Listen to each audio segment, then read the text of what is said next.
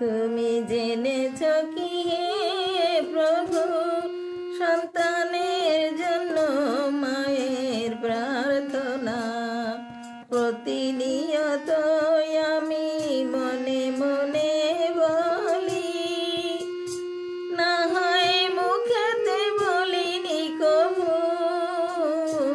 তুমি জেনেছ কি হে প্রভু, প্রার্থনায় আমার ওকে সুস্থ রেখো, ওকে শান্তি